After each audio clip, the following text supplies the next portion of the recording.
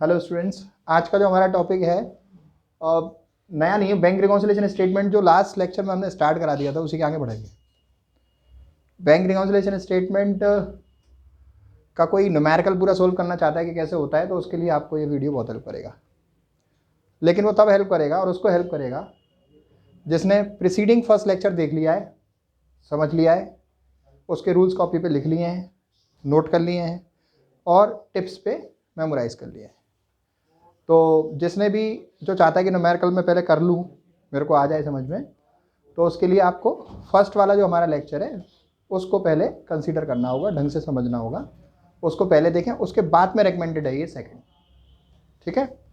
First lecture में हमने topic cover किया कि बैंक रिकॉन्सिलेशन स्टेटमेंट होता क्या है। हमने कवर किया कि बैंक रिकॉन्सिलेशन स्टेटमेंट बनाते कब हैं, क्यों बनाते हैं। हमने डिस्कस किया था कि आपका जो है रीजंस क्या होते हैं, पासबुक के बैलेंस और कैश बुक के बैंक कॉलम के बैलेंस में डिफरेंस होता है, उसके रीजंस क्या होते हैं हमने डिस्कस किया था। और उन डिफरेंसेस से प्रॉफिट होता है या लॉस होता है फर्म को, ये हमने डिस्कस किया था। तो उसको बहुत ढंग से समझना है। फिर हमने 4 रूल लिखवाए थे आपको जो बैंक रिकॉन्सिलेशन स्टेटमेंट बनाने में हेल्प करते हैं। बैंक रिकॉन्सिलेशन स्टेटमेंट का फॉर्मेट हमने आपको उसमें बनवा के दिया था, राइट। तो बैंक रिकॉन्सिलेशन स्टेटमेंट का जो फॉर्मेट था वो ये था कि साहब कैश बुक का बैलेंस या तो दिया होगा या फिर पासबुक का बैलेंस आपको दिया होगा, फेवरेबल बैलेंस या अनफेवरेबल बैलेंस कोई सा भी। तो जो दिया है उसको ऊपर लिखेंगे और उसमें कुछ ऐड लेस करेंगे, और वो ऐड लेस क्या होगा, प्रॉफिट या लॉस। वो कैसे होगा, जो रूल आपको 1 2 3 4 लिखवाए हैं उसके हिसाब से, राइट। और ऐड या लेस करने के बाद अगला काम आपका क्या होगा, जो आंसर निकलेगा वो आपका दूसरा बैलेंस होगा। जैसे कैश बुक का बैलेंस लेके चले थे आप तो आंसर पासबुक का बैलेंस आएगा, पासबुक का बैलेंस लेके चले थे आप तो आंसर कैश बुक का बैलेंस आएगा, राइट। तो कैश बुक का बैलेंस दे रखा है और पासबुक का बैलेंस निकालना है, तो रूल नंबर 1 आपका फेवरेबल बैलेंस के लिए है, जिसमें हम लोग प्रॉफिट प्लस करते हैं, लॉस माइनस करते हैं। लेकिन अगर पासबुक का बैलेंस दिया है और कैश बुक का निकालना है तो फेवरेबल बैलेंस के लिए रूल नंबर हमारा 2 है। एक बार एक क्विक रिवीजन दे देता हूं मैं आपको कि साहब फेवरेबल बैलेंस कौन से होते हैं, अनफेवरेबल बैलेंस कौन से होते हैं। फेवरेबल बैलेंस को मैं लिख रहा हूं FB। मान लीजिए कैश बुक में आपका डेबिट बैलेंस है और पासबुक में क्रेडिट बैलेंस है, ये दोनों हमारे बैलेंस फेवरेबल होते हैं। फेवरेबल का मतलब होता है हम पॉजिटिव सिचुएशन में, हमारे पास पैसा है, इट्स अ गुड साइन, ऐसा होना चाहिए पूरी लाइफ में, राइट। लेकिन अभी क्योंकि एज एन अकाउंटेंट हमें सोचना है, समझना है, तो हमें आगे की भी बात समझनी पड़ेगी। अनफेवरेबल बैलेंस UFB लिखा है मैंने, unfavourable balance cash book passbook. अगर कैश बुक में आपके में क्रेडिट बैलेंस है और पासबुक में आपके में डेबिट बैलेंस है, इसको हम अनफेवरेबल बैलेंस बोलते हैं, ठीक है।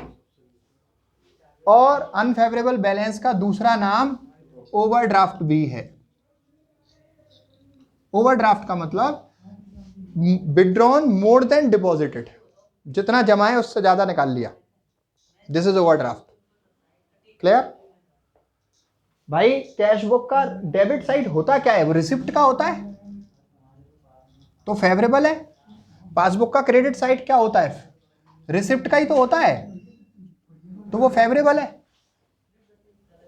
पासबुक का क्रेडिट साइड, राइट। अब जैसे क्रेडिट साइड फेवरेबल होता है तो डेबिट और रिसिप्ट का होता है, तो पासबुक का डेबिट साइड अनफेवरेबल होता है, वो पेमेंट का होता है, पेमेंट साइड ज्यादा है आपकी, अनफेवरेबल बैलेंस। कैश बुक का डेबिट साइड भी पेमेंट साइड का होता है, unfavourable balance. Is that okay. Rule मैंने जो आपको लिखवाए थे 4, वो थे कि आपका जो है कैश बुक का डेबिट बैलेंस आपको दिया है, अगर कैश बुक का डेबिट बैलेंस दिया है आपको, अब मैं बहुत ही शॉर्ट में लिख रहा हूं उस चीज को, राइट। ये रूल नंबर 1 है हमारा, ये रूल नंबर 2 हो जाएगा, ये यहां पर हमारा रूल नंबर 3 हो जाएगा, ये रूल नंबर 4 हो जाएगा, राइट। रिवीजन जरूर करा रहा हूँ रूल का, लेक्चर पहला देखना ही पड़ेगा, मैं शॉर्ट में लिख रहा हूँ उसको कि क्या रूल है वो, राइट। तो कैश बुक का डेबिट बैलेंस अगर आपको दिया है तो हम उसमें प्रॉफिट प्लस करते हैं, लॉस माइनस करते हैं, राइट। और पासबुक का अगर क्रेडिट बैलेंस दिया है आपको सवाल में तो फिर उल्टा हो जाएगा साहब, लॉस प्लस करना है, प्रॉफिट माइनस करना है। अगर कैश बुक का क्रेडिट बैलेंस दिया है, ये ओवरड्राफ्ट है, इसमें भी यही वाला रूल लगा दो, लॉस प्लस कर दो, प्रॉफिट माइनस कर दो। पासबुक का डेबिट बैलेंस दिया है, इसमें भी, इसमें मतलब आपका जो है अपोजिट रूल लगाओ, प्रॉफिट प्लस कर दो, लॉस माइनस कर दो। ठीक, सवाल देखते हैं जो मैंने बोर्ड पे लिख रखा है, पहले से ही लिखवा रखा है जो है, तो वो हमारा सवाल क्या कह रहा है, सवाल हमारा क्या कह रहा है उसको देखकर पहचानना है कि कौन सा बैलेंस है ये। 31 मार्च मैंने बता रखा है आपको, सबसे इंपॉर्टेंट होती है वो डेट जिस डेट पे आप बनाते हो बैंक रिकॉन्सिलेशन स्टेटमेंट। तो हमें बैंक रिकॉन्सिलेशन स्टेटमेंट कब बनाना है, 31 मार्च 2018 को। तो ये सॉल्यूशन मैं करके दिखाने वाला हूं, तो BRS एज ऑन 31 मार्च 2018 हम बनाएंगे। ये डेट बहुत इंपॉर्टेंट है। ये डेट इंपॉर्टेंट क्यों है, क्योंकि साहब इसी डेट के हिसाब से ध्यान में रखकर हम पूरा सवाल करेंगे। ध्यान से सुनना, समझना और सीखना, कोई समस्या कभी नहीं आएगी अगर आप इस बात को सारे सीक्वेंस में उसी तरीके से फॉलो करोगे जैसे मैं बोल रहा हूं। तो पहला पॉइंट, पासबुक जो है राधा की, ये सोल प्रोप्राइटर है, इसमें बैलेंस है 15,000 रुपए का क्रेडिट साइड। राधा की पासबुक में 15,000 का क्रेडिट बैलेंस है। तो let me check, passbook, cashbook नहीं है, पासबुक है ये, और क्रेडिट बैलेंस है तो फेवरेबल बैलेंस है। रूल ये लगेगा, loss plus profit minus. Is that okay? तो रूल नंबर 2 लगने वाला है यहां पर, तो मैं लिख देता हूं, क्रेडिट बैलेंस, या फिर इसका नाम ये भी होता है bank balance as per passbook. Overdraft नहीं होता ये, ओवरड्राफ्ट तो ये होता है पासबुक का। डेबिट बैलेंस, ये कौन सा बैलेंस है, क्रेडिट बैलेंस। सवाल में लिखा हुआ है, सवाल में वो क्रेडिट लिख दे या बैंक बैलेंस लिख दे, बात एक ही है। ठीक है, तो अभी हमें बस ये लाइन लिखकर ये पता चल गया कि वो हमारा डेबिट है या फिर क्रेडिट है।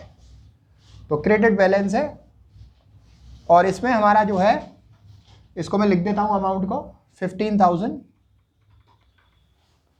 रूल नंबर 2 लगेगा, अभी आपने वेरीफाई किया इसको। तो लॉस इसमें प्लस करने हैं मुझे, और प्रॉफिट इसमें मुझे माइनस करने हैं। ठीक है, अब सवाल पढ़ते जाएंगे और फीड सॉल्यूशन करते जाएंगे साहब। The first point was done, second point देखते हैं। हर ट्रांजैक्शन को उसी डेट से कंपेयर करना है, 31 मार्च 18 से। तो आपका लिखा हुआ है before the date she had issued. Before the date का क्या मतलब है, बिफोर द डेट का मतलब है कि 31 मार्च 2018 से पहले, जब हम बैंक रिकॉन्सिलेशन बना रहे हैं उस डेट से पहले उन्होंने चेक इश्यू करे थे, राधा ने 8,000 रुपए के इश्यू करे, मतलब दिए होंगे किसी को, जिसमें से चेक आपका 3,200 रुपए का केवल प्रेजेंट हुआ है। सो फार हैव बीन प्रेजेंटेड, राइट। मैं राधा, अपने आप को एज्यूम करो, राइट, अपने आप को एज्यूम करके करना पड़ता है। तो मैंने चेक दिए थे 8,000 रुपए के लोगों को, जिसमें से लोगों ने पेमेंट कितने का लिया है, केवल 3,200 का। 31 मार्च 2018 तक केवल कितने रुपए का पेमेंट लिया गया है, 3,200 का। तो ये तो पेमेंट ले लिया, बचे हुए लोगों ने नहीं लिया ना। मैंने उनको चेक दिया, उन्होंने पेमेंट नहीं लिया, तो ये मेरा प्रॉफिट है या लॉस है, प्रॉफिट है, मत लीजिए पेमेंट। बहुत अच्छी बात है, मेरे हिसाब से तो हो गया। कैश बुक में तो पेमेंट हो गया, पासबुक में आपने पेमेंट जब होगा जब आप उसको अपने अकाउंट में लगाओगे, तो मेरे खाते में से निकलेंगे, आपके खाते में से जाएंगे। जब तक नहीं लगाओगे, नहीं प्रेजेंट करोगे, तो मेरे खाते में से निकलने वाले नहीं है वो, right. So this is profit, कितने रुपए का, लेकिन डिफरेंस का। तो मैं इसको क्या लिखूंगा, checks issued but not presented for payment. मैं लिखूंगा checks issued but not presented, तो 8,000 में से 3,200 के प्रेजेंट हो गए, बचे कितने के जो नहीं हुए? प्रॉफिट मुझे नीचे लिखना है ना, 4,800। क्लियर? आगे देखते हैं। Second point is there. Second point में क्या कह रहा है? एक चेक है 2,200 रुपए का, उसने जमा किया बैंक में 26 मार्च 2018 को। कब जमा किया? 26 मार्च 2018 को। लेकिन अभी तक क्रेडिट नहीं हुआ पासबुक में। तो सोचो क्या है ये? मैं कोई चेक मुझे किसी कस्टमर ने दिया है, मैंने बैंक में डिपॉजिट कर दिया है और मुझे उसका पेमेंट नहीं आया है मेरे अकाउंट में, तो लॉस है ना।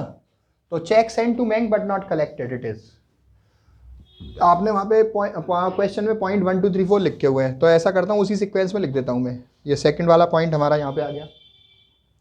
जो हमारा थर्ड वाला पॉइंट है वो हमारा लॉस है। उसकी नरेशन क्या बन रही है? Cheque send to bank but not collected. Cheque send to bank but not collected. कितने रुपए का? 2,200 का। आगे देखिए, she had also received a cheque ₹500 although recorded by her in the bank column of cash book.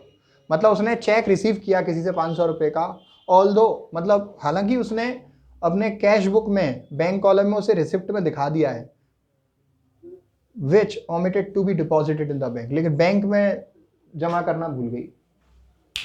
Check मैंने किसी से receive किया लेकिन बैंक में जमा नहीं किया, भूल गया, तो खुशखबरी है, लड्डू बांटने पड़ेंगे इसके लिए। प्रॉफिट है भाई। दोबारा सुनो क्या लिखा हुआ है? चेक रिसीव किया 500 का, कैश बुक के बैंक कॉलम में आ गया रिसिप्ट में, बैंक नहीं भेजा मैंने, तो चेक क्या मेरे घर पे रखा रहेगा तो मेरे अकाउंट में पैसे आ जाएंगे? चेक मेरे घर पे रखा रहेगा तो मेरे अकाउंट में पैसे आ जाएंगे? नहीं आएंगे। तो this is loss. Cheque received but not send to bank. ये पॉइंट नंबर 4 हो गया। इसकी नरेशन बनेगी cheque received but not send to bank. Cheque receive तो किया लेकिन बैंक नहीं भेजा था। कितने का है ये? 500 रुपीज का। आगे देखते हैं, लॉस है तो ऊपर आ गया भाई। अब पॉइंट नंबर कौन सा देखना है? 5th। On 30th March 2018 cheque of ₹1570 received by her. 30th March, हर ट्रांजैक्शन को डेट से कंपेयर करो। 31st मार्च को आप बैंक रिकॉन्सिलिएशन बना रहे हो, तो 30th मार्च 2018 को चेक 1570 का उसने रिसीव किया, पेड इनटू बैंक, बैंक में भी जमा किया, but the same was omitted to be recorded in the cash book, लेकिन वो कैश बुक में नहीं आया। एक बार को आप किसी से चेक लो, बैंक में जमा कर दो, बैंक में पैसे आ जाएं, कैश बुक में लिखना भूल जाओ, तो उससे कोई नुकसान होने वाला है क्या? नहीं ना, प्रॉफिट है। पासबुक में पैसे आ गए, कैश बुक में नहीं आए, प्रॉफिट है। दोबारा एक बार और देख लेते हैं। 30 मार्च 2018 को चेक 1570 का, कौन सा वाला? यही है ना, 5th वाला। 30 मार्च 2018 चेक 1570 का रिसीव किया, बैंक में जमा किया, कैश बुक में नहीं लिखा, राइट? तो प्रॉफिट है।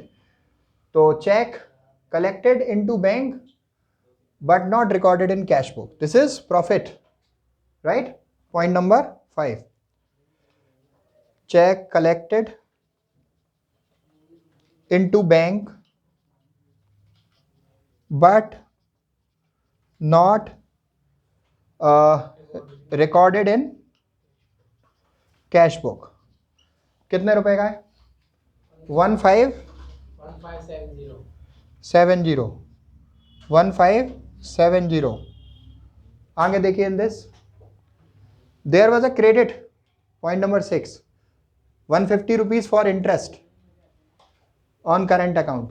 मतलब करेंट अकाउंट के बैलेंस में बैंक ने इंटरेस्ट दे दी, तो हमारा प्रॉफिट है 150 रुपीज। कोई भी अमाउंट बैंक क्रेडिट करेगा तो प्रॉफिट होगा, कोई भी अमाउंट बैंक डेबिट करेगा तो लॉस होगा। ये क्रेडिट है तो प्रॉफिट है, बात खत्म हो गई। 150 रुपीज करेंट अकाउंट में credit, this is profit, right? Interest credited by bank, कितनी? 150 रुपये। आगे देखिए, डेबिट है 25 रुपये, ये बैंक चार्जेस हैं, ये लॉस है, ये भी पॉइंट नंबर 6 ही है। पॉइंट नंबर 6 में 2 पार्ट हो गए, ए पार्ट नीचे आ गया और बी पार्ट ऊपर आ गया। Bank charges 25 rupees. Clear? Is that okay? अब देखिए, बैंक ने रिकॉर्ड किया कैश डिपॉजिटेड, बैंक ने दिखाया कि हमने पैसे बैंक में जमा करे हैं 25,489। हमने तो बैंक में पैसे जमा करे थे 25,489, राइट? लेकिन बैंक ने कैसा दिखाया? एज 25,498। मतलब मैंने तो जमा किए 489, 25,489, बैंक ने उसको दिखाया 25,498। मतलब बैंक ने ज़्यादा दिखा दिया ना 9 रुपीज़। इन दोनों अमाउंट्स का डिफरेंस है 9 रुपीज़, राइट? तो बैंक ने ज़्यादा दिखा दिया क्रेडिट, था मेरे लिए प्रॉफिट। लेकिन अगर ये एरर एज इट इज़ बनी रहती तो 9 रुपीज़ का प्रॉफिट था मुझे, मैं उसे प्रॉफिट में लिखता। लेकिन आगे पढ़ लेता हूँ, कुछ और किया तो नहीं बैंक ने।